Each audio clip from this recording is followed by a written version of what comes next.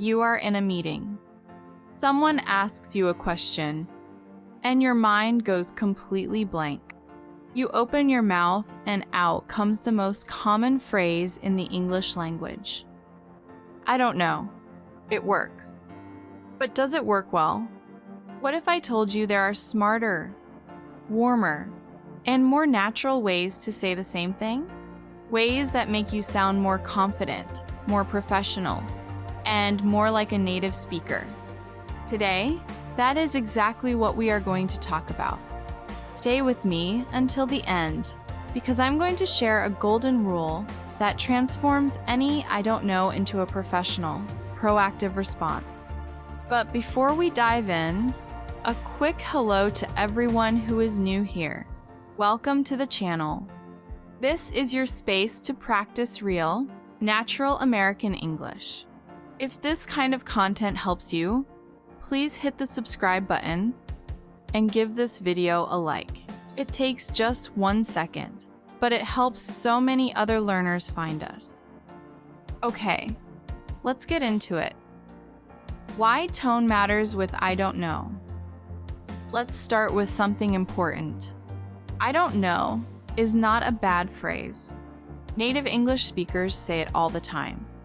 The problem is when you say it in a flat, emotionless voice. That can sound like you just do not care. But if you say it with a little expression and energy, it sounds completely natural.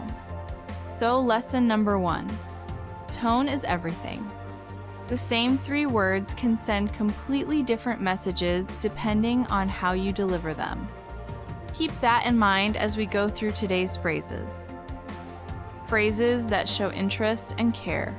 Sometimes you do not have the answer, but you want the other person to feel heard. In those moments, try this. That's a really good question. This phrase does something beautiful. It compliments the person who asked, and it buys you a moment to think. It says, I am taking this seriously. Another great option is, I'm actually not 100% sure about that. This one is powerful because it shows you care about accuracy. It says, I have some idea, but I do not want to give you wrong information. That is honesty and confidence working together. Very impressive. Casual phrases. Relaxed phrases for friends and family. Now let's talk about what to say in informal situations. When you are hanging out with friends and someone asks you something you just do not know, try, I have no idea. This is stronger than I don't know. It is casual, fun, and very natural. Or you can go with, your guess is as good as mine. This one is great because it creates a sense of togetherness. It says, we are both equally lost here, and that is okay. Just one important tip. Do not use this one at work. It signals that you are not going to follow up or find the answer. Save it for the weekend. And then there is the fun one, beats me. This phrase means the question has defeated you completely.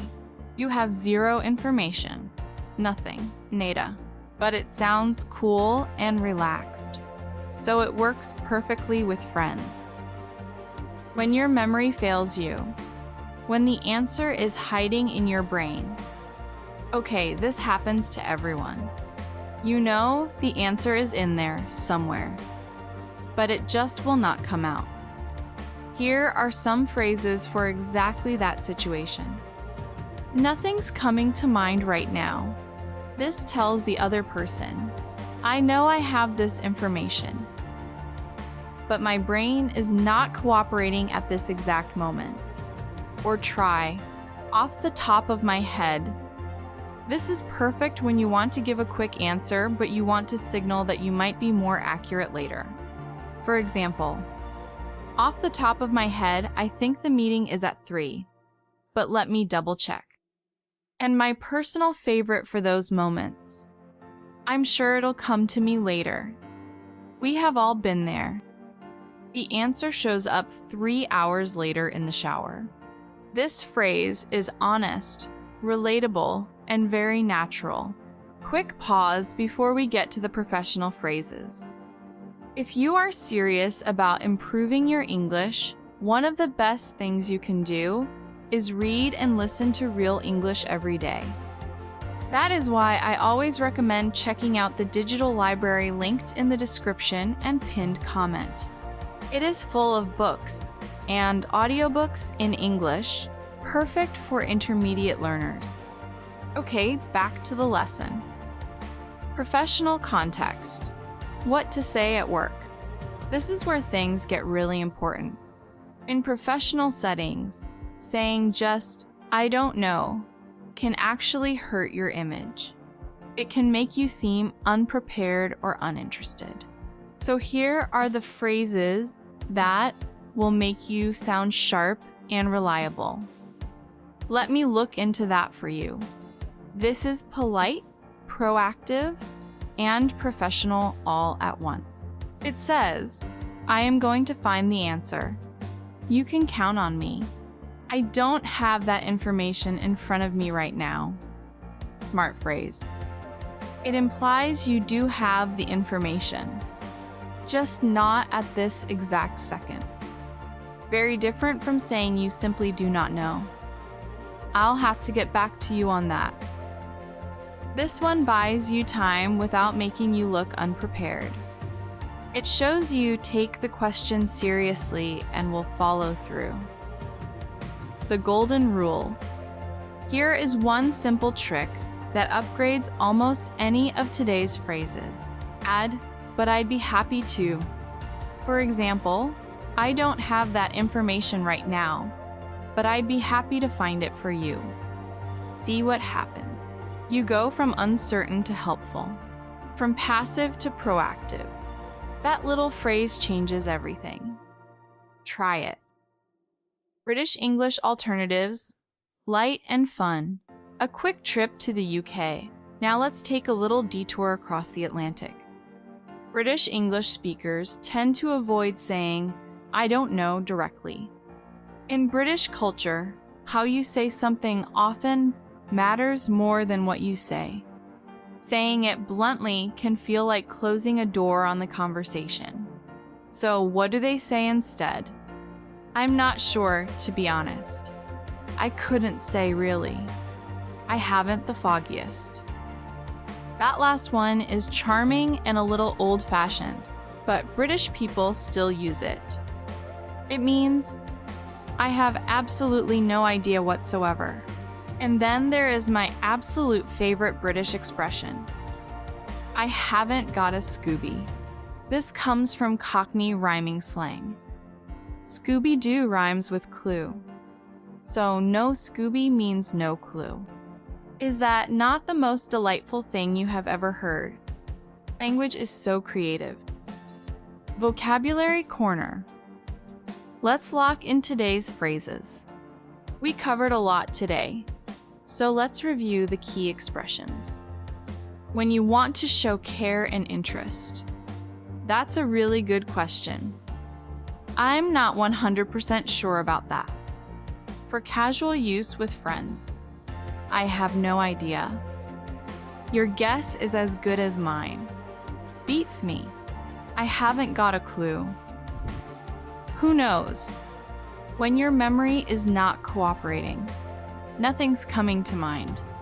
Off the top of my head. I'm sure it'll come to me later.